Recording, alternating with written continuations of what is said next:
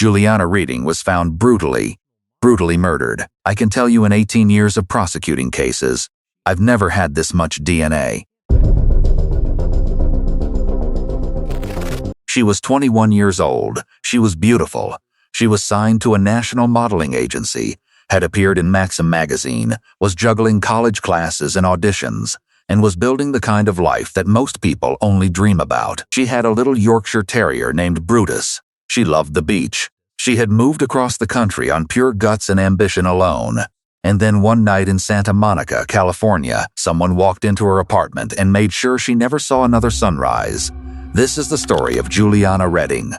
And I am telling you right now, the deeper this goes, the more your jaw is going to hit the floor. Juliana grew up in Tucson, Arizona. Bright, driven, the kind of girl who did not wait for opportunities, she created them. She graduated from Salpointe Catholic High School, and by 18 she already had her first film credit. She packed up and moved to Santa Monica to study communications at Santa Monica College and chase Hollywood down with everything she had. She worked as a hostess at a restaurant to pay her bills. She went to class. She showed up to auditions. She modeled. She had already won a Hometown Hotties contest in Maxim magazine.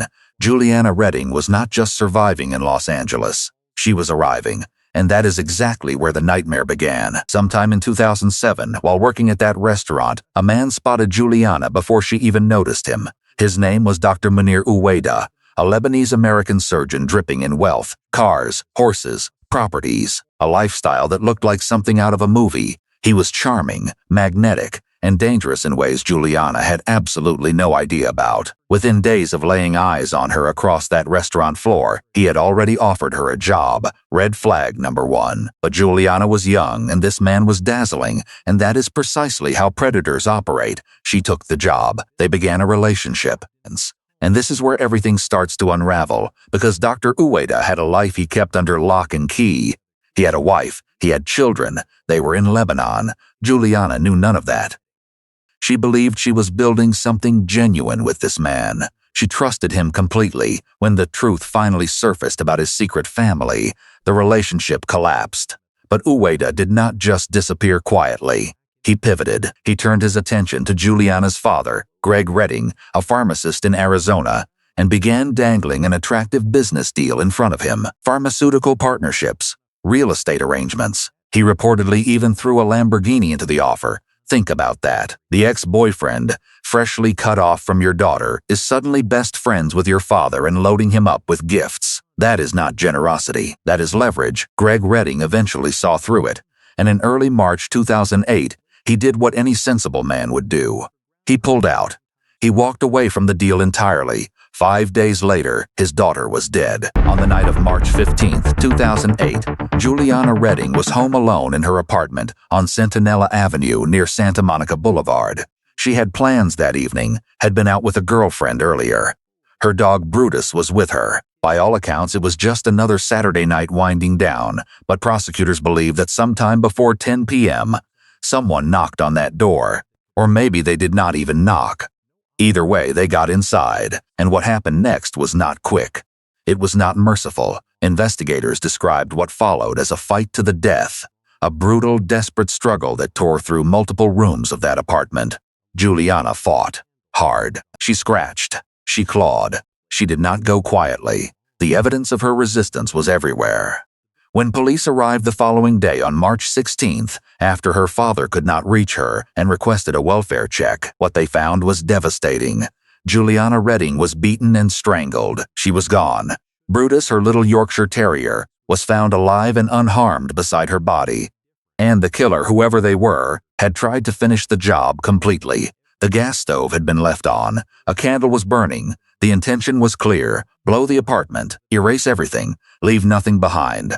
But they made a catastrophic mistake. They left DNA everywhere, on the front door, on a broken plate, on her clothing, and most critically on her throat. Whoever had their hands around Juliana Redding's neck in the final moments of her life left their biological fingerprint directly on her skin. Investigators had a full DNA profile of the killer.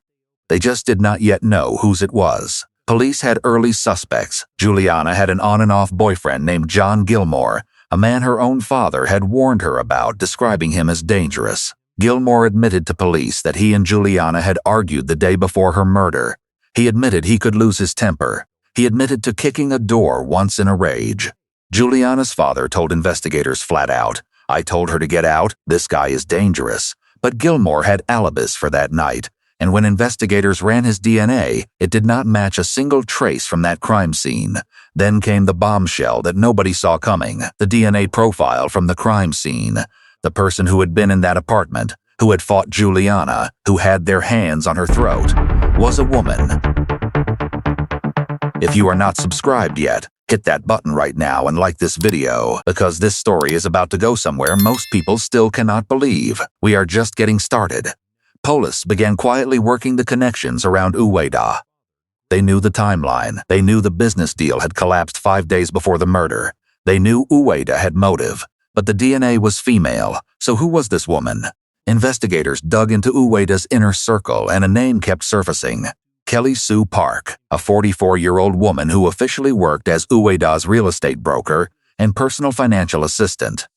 On paper, she looked like a businesswoman. Behind the scenes, prosecutors would later allege she was something else entirely. Uwaydah's own nickname for her was James Bond. Prosecutors alleged that Park was paid hundreds of thousands of dollars, not just to manage properties, but to act as Uwaydah's enforcer. His muscle, his weapon pointed at anyone who crossed him or threatened his business interests. Court documents described a pattern of threats, intimidation, and bullying carried out on Uwaydah's behalf. She was, according to prosecutors, the person he dispatched when he needed someone dealt with, and on March 15, 2008, the very night Juliana Redding was murdered, prosecutors allege that Uwaydah dispatched Kelly Sue Park to confront and intimidate Juliana, a confrontation that ended in strangulation. Investigators did not move immediately. They built the case slowly and quietly, and then they made their move. Officers began discreetly following Kelly Sue Park. At some point, she discarded a cigarette butt. Investigators retrieved it without her knowledge and sent it for DNA analysis. Every single sample from Juliana's crime scene matched the front door, the broken plate, the clothing, the throat. All of it matched the DNA from that cigarette. Kelly Sue Park was arrested on June 18, 2010, more than 2 years after Juliana's murder. She was charged with second-degree murder and held on $3.5 million bail. Prosecutors revealed that Park or her company had received over $1 million from Uwaydah's company across an 18-month period. They also revealed that Park had been paid $250,000 just 3 weeks before Juliana's murder, and her family received another $113,400 in payments just days before Park's arrest. Follow the money. It never lies. Dr. Munir Uwaydah, the man prosecutors believed had ordered it all, was nowhere to be found. Shortly after Park was arrested, Uwaydah fled the United States. Authorities believe he returned to Lebanon. He was never charged with any crime in connection with Juliana's death. As of the last confirmed reports, he was living freely overseas with the very family he had hidden from Juliana while they were together. The trial of Kelly Sue Park began in May 2013, nearly 5 years after Juliana's murder. Prosecutors laid out their case: the DNA, the money trail, the role Park played in Uwaydah's world, the timeline connecting the collapsed business deal to Juliana's death.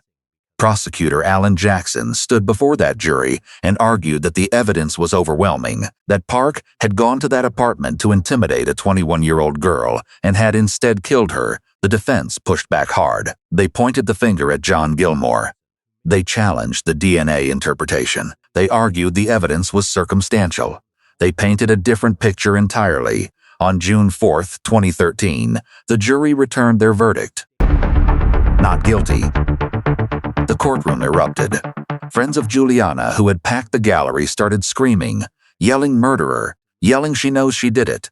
The sobbing was audible. Park was escorted out through a back exit to avoid the crowd. Juliana's parents issued a statement that simply read, "Our family is deeply saddened and shocked. We believe the evidence against the defendant is enormous and that justice has not been served. No charges were ever filed against Uwaydah. No one has ever been convicted of killing Juliana Redding. Her killer, according to the law, does not exist. But here is what we know. A 21-year-old girl with her whole life ahead of her was beaten and strangled in her own apartment. She fought so hard that she left the killer's DNA on her own body as evidence. The DNA pointed to a specific person. That person walked free, and the man allegedly behind all of it is living overseas completely untouched by justice. Brutus, her little dog, survived. Juliana did not. She should have been turning 38 this year. She should have had a career, a family, a full life. Instead, she became a case file, a courtroom battle, and a verdict that stunned everyone who followed it. The Juliana Redding case is still officially unsolved. Nobody is in prison for what happened to her. Uwaydah has never faced a single charge for her death. And somewhere out there, the people who took everything from a 21-year-old girl with a Yorkshire Terrier and a Hollywood dream are living their lives like she never existed. She existed. And she deserved better than this. If this story hit you the way it hit me, share it.